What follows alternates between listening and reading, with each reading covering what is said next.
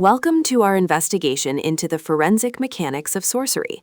By bridging ancient ritual with modern neurophysiology, we deconstruct the magic of belief into three distinct layers. First, the hardware focuses on modulating autonomic physiology through neurobiology. The software leverages cognitive bias and the placebo effect to influence probability. Finally, the network explores the potential for accessing non-local information through anomalous cognition.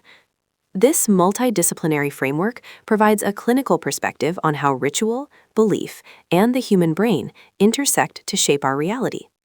To understand the Azande model of the invisible, we must distinguish between an organic condition and instrumental technology.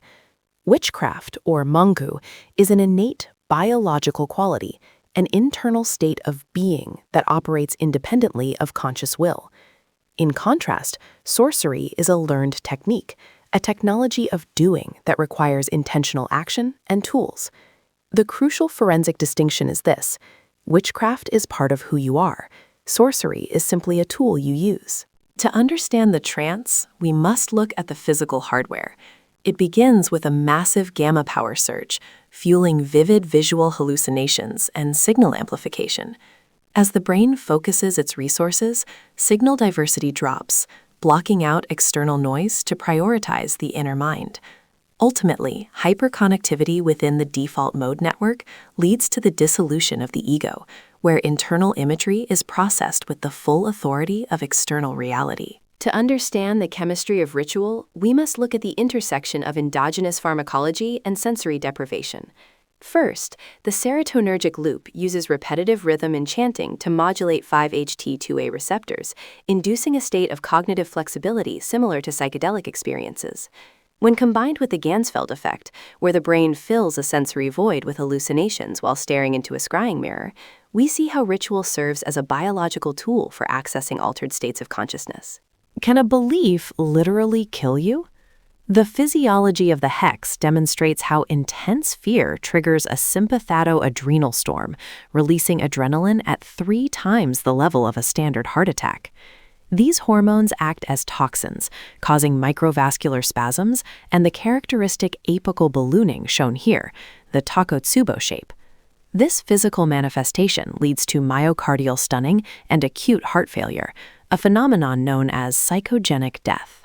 To understand how we can hack the predictive mind, we look at the active inference loop. By introducing a ritual, we apply a precision weighting hack. This assigns hyper-reliability to our expectation of healing, forcing the brain to suppress pain signals through a powerful placebo effect. Even when rituals fail, our minds employ secondary elaboration to bridge the gap between expectation and reality, protecting our internal software from crashing. To understand the Greek Magical Papyri, we should view them as legacy protocols, a structured ancient algorithm. It begins with the input phase, meticulous preparation and purification. Next comes the process of invocation, utilizing synchronistic deities like Io and Apollo to maximize spiritual reach. This is followed by a command to constrain the spirit through authoritative second-person language. Finally, the cycle closes with the output, the license to depart, which safely releases the operative force. The Abram-Lin protocol is a rigorous 18-month siege on the ego, designed to systematically strip away the external self. We move through 3 intensifying stages: initial social withdrawal, profound isolation with strict dietary limits, and finally, total sensory seclusion. This tightening funnel leads to a singular event horizon, the knowledge and conversation of the holy guardian angel, representing a complete ego death and ultimate spiritual rebirth. Chaos magic represents a radical shift in modern operations, moving away from ancient dogma to focus purely on mechanics. On the left, we have Austin Osman Spare, the architect of these techniques. On the right, Peter Carroll, who systematized them into a functional model. Their central breakthrough is that belief is a tool, not a terminal truth.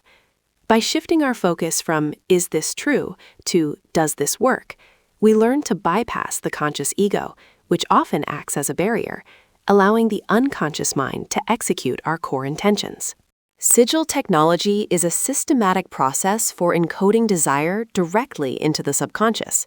It begins with a clear statement of intent, which is then encrypted by removing vowels and redundant consonants to strip away conscious meaning. These remaining elements are woven into a unique glyph, often integrated with symbolic correspondences to further abstract the message.